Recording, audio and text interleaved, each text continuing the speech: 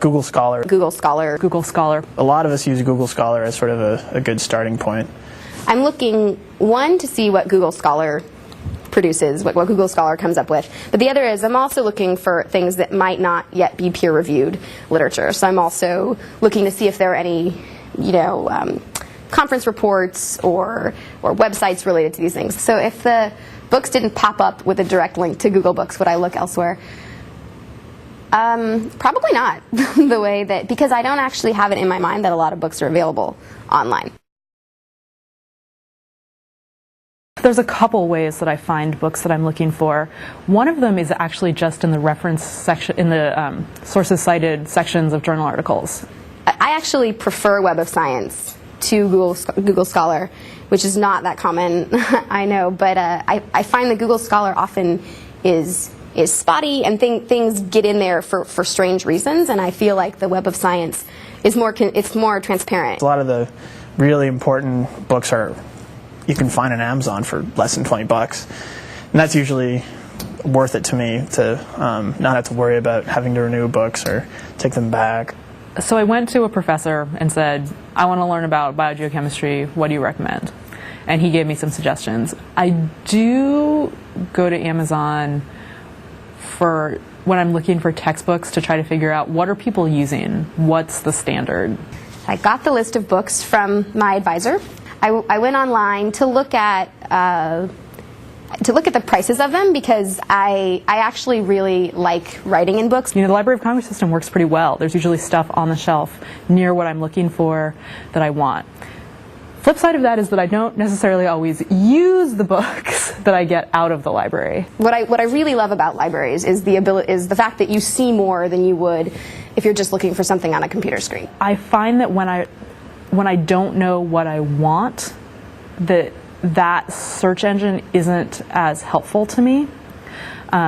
Socrates I end up using more when I know that I'm looking for something very specific. I know the title of the book that I want, and then I want to see if Stanford has it.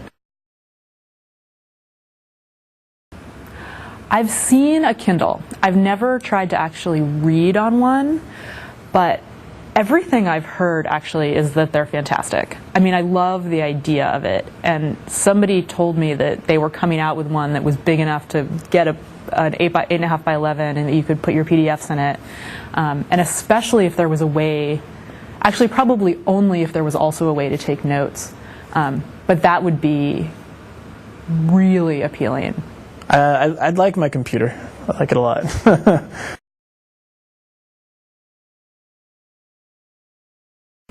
If I did have the technology where it was convenient to sort of read an ebook like that, I think I'd probably be more open to accessing those resources. But at this point, it's not really strongly in my my research process. One way that I think that I would be more likely to look at ebooks is if chapters were separately available and either downloadable as PDFs or potentially as HTML, but some way that I could get at what I thought I wanted pretty easily. A big way to get more books in front of me would be to improve the ability to determine what's inside the book, which right now is based on title and author mostly, and so maybe adding keywords or adding some other way of, and then ideally if they were together with articles, so you would get both, and maybe it's you get two columns or two colors or whatever it is, but that it comes up with at the same time the articles and the books. To get more book content into my workflow, kind of going directly from what I was just saying, that to integrate the searching in articles and in books. So that's part of the issue, is to have the high quality search engines. And maybe I just don't use Google Scholar properly, but the search engines that I sort of trust more, they're separate. So I search an article database for periodicals, and then I search the Stanford library system for books.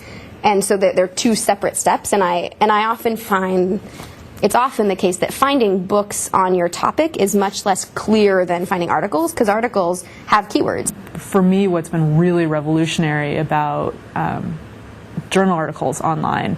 Even over the 6 years that I've been at Stanford, I've seen more and more journals go online, and that their back inventory has gotten bigger. So when I started, I did spend a lot of time in the library photocopying articles, and now when I see something, if I can't get it electronically, I'm much less likely to go find it unless I know it's something that I need. But the easy access of online accessibility makes me much more likely to check something out